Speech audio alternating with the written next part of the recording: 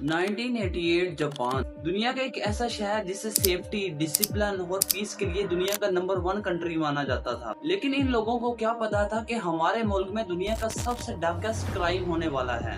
ये स्टोरी है जापान की एक 17 साल छोटी सी बच्ची जंका फ्यूटेरा की। 18 जनवरी 1971 में ये जापान के एक सेफेस्ट एरिया मिस्टाको में पैदा होती है। ये अपने पेरेंट्स और अपने 2 भाइयों के साथ अपनी हंसी खुशी जिंदगी गुजार रही होती है। जेंको को रिपोर्ट्स के मुताबिक एक केयरिंग और हार्ड वर्किंग लड़की माना जाता था, जो कि अपने काम में बहुत ज्यादा एक लॉयल पर्सन थी। फिर साल आता है 1988। जेंको मिनामी के एक हाई स्कूल में अपनी तालीम हासिल कर रही होती है, जो कि एक अच्छी स्टूडेंट होने के साथ साथ एक खूबसूरत लड़की भी थी। इसे फैशन डिजाइनिंग और सिंगर बनने का बहुत ज्यादा शौक था। ये अपने ड्रीम्स को पूरा करने के लिए पार्ट टाइम जॉब भी किया करती थी। यहाँ तक कि ये अपनी ग्रेजुएशन ट्रिप के लिए खुद जॉब कर पैसे जमा कर रही थी। उसके अलावा इसने पैसे जमा करने के लिए एक इलेक्ट्रिकल शॉप पर भी काम करने का प्लान बना रखा था। 25 नवंबर 1998 में जब ये अपनी बाइसाइकिल पे अपने घर की तरफ जा रही होती है, तो उसी वक्त हिरोशी और शेंजी एक ग्रुप के लड़के जो कि इस एरिया में घूम रहे होते हैं। इन लड़कों का मकसद लोकल वुमेन्स को लूटना और उन पे अटैक करना होता था। इसी दौरान उनकी नजर जेंको फ्यूरुटा पर पड़ती है, जो कि अपनी पार्ट टाइम जॉब कर अपने घर की तरफ जा रही होती है। फिर नानो के कहने पे मियाटो इसकी साइकिल को किक मार देता है, जिसके बाद ये सड़क पर गिर जाती है और इसके बाजू में एक गहरी चोट आ जाती है। उसके बाद हिरोशी, जो कि इन्हीं के गैंग का एक लड़का होता है, जल्दी से भाग कर आता है और इन्हें मारते हुए इनको भागने को कहता है। ऐसे ये लड़के भागते हैं तो फौरन से वो इस लड़की की मदद के लिए आता है। वो इसके पास आने के बाद जैको को हाथ पकड़ के उठाता है और इसको अपने साथ चलने को कहता है। चोट लगने के बाद जैको को भी ऐसा महसूस होता है कि इसी के साथ जाना ही बेहतर होगा, लेकिन उसे ये मालूम नहीं था कि उसका उठाया गया ये कदम उसको किस तबाही की तरफ लेके जा रहा है। ये उसकी साइकिल को खड़ा करने के बाद उसको पीछे बिठाकर पास के एक गोदाम में ले जाता है। तो जैसे ही ये उसे गोदाम में लेके जाता है तो बाकी लड़के भी फौरन से गोदाम में पहुंच जाते हैं। तो फिर जैको को एहसास होता है कि वो एक बहुत बड़ी साजिश में फंस चुकी है। ये उन्हें घर जाने को कहती है, लेकिन ये लोग उसे हिरासा करना शुरू कर देते हैं। उसके बाद इस लड़की को धमकी लगाई जाती है कि अगर तुमने शोर मचाया या किसी किस्म की कोई भागने की कोशिश की तो तुम्हारे घर वालों को मार दिया जाएगा। ये सुनते ही जैको खौफजदा होकर चुप कर जाती है।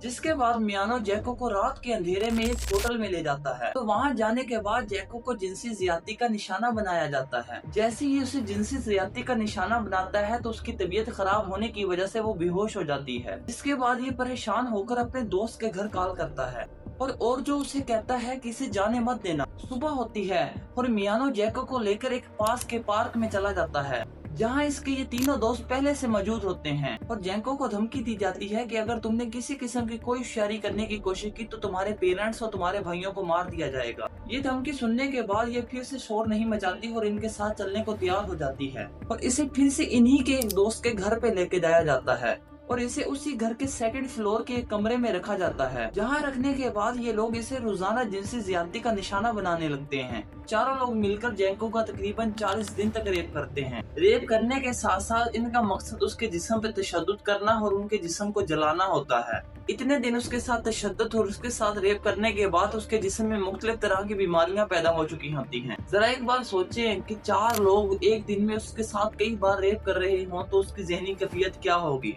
रेप करने के साथ साथ इसे मारा और जलाया भी जाता था। ये जुल्म इसी तरह जारी रहता है, लेकिन मसला यहाँ ये होता है कि जैको अंडर एज होने की वजह से इस जुल्म को बर्दाश्त नहीं कर पा रही होती। यहाँ तक कि उसके जिस्म के कुछ पार्ट जर्द पड़ चुके होते हैं और काम करना छोड़ चुके होते हैं। दरअसल मसला ये होता है कि उसके साथ गैंग रेप किया जा रहा होता है, जिसको ये बर्दाश्त नहीं कर पाती और उसके बाद उसको मारने की वजह से उसका जिस्मानी और ज़हनी कैफियत दोनों खराब हो जाती है। 20 नवंबर की रात को जैको की तबीयत बहुत ज्यादा खराब हो जाती है, जिस पर ये लोग इसको घर छोड़ने का प्लान बनाते हैं, लेकिन इनमें से एक दोस्त पकड़े जाने के डर की वजह से ये सब करने से मना कर देता है। 28 नवंबर की रात को फिर से जैको के साथ गैंग रेप किया जाता है। गैंग रेप करने के बाद ये इस पे जिस्मानी तशद्दुद स्टार्ट कर देते हैं। जिस्मानी तशद्दुद करने के बाद भी जब इनका दिल नहीं भरता तो ये जैको के जिस्म को लेटर से जलाने और इसके मुंह पे मुक्के मारने शुरू कर देते हैं। लेकिन ये जुल्म यहीं खत्म नहीं होता। इतना मारने और तशद्दुद करने के बाद इसको सिगरेट पीने पे मजबूर किया जाता है। दिसंबर की आखिरी रात जैको शदीद अजियत का शिकार थी।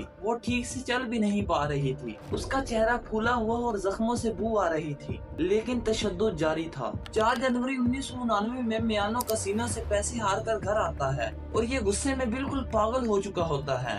ये घर आने के बाद जेंको को कई बार जिनसी ज्यादती का निशाना बनाता है और उस पर तशद्दुद करना शुरू कर देता है और जेंको के जिस्मानी अज़ा को लोहे के राड से जख्मी करना शुरू कर देता है। ये दर्द बर्दाश्त न करने की वजह से जेंको बेहोश हो जाती है। जेंको की तबीयत इतनी खराब होती है कि इसका कहना था कि हमें लग रहा था कि जेंको आज मर ही जाएगी और फिर कुछ ऐसा ही होता है। आखिरकार जेंको मर जाती है।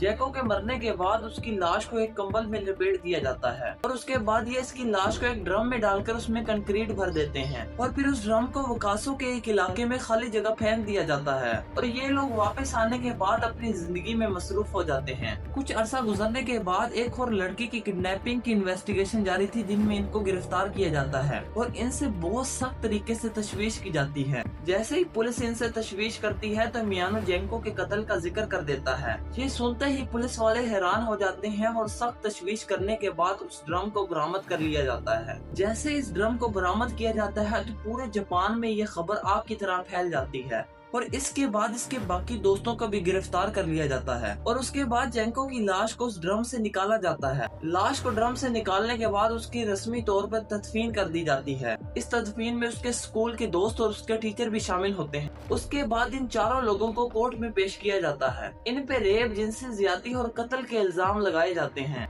कोर्ट इन सब को 10 साल कैद सुनाकर इस केस को क्लोज कर देता है। जैसे ही ये केस क्लोज होता है तो पूरे मुल्क में प्रोटेस्ट स्टार्ट हो जाते हैं और इस सजा को सजाए मौत में तब्दील करने का कहा जाता है। लेकिन ये सब करने के बावजूद भी ऐसा नहीं होता और ये तमाम लोग 2009 में जेल से आजाद हो जाते हैं। आपको क्या लगता है कि इन्हें सजाए मौत मिलनी चाहिए थी या इनके लिए यही सजा काफी है? कमेंट्स में लाजमी बताइएगा और चैनल को सब्सक्राइब कीजिएगा। अल्लाह हाफिज।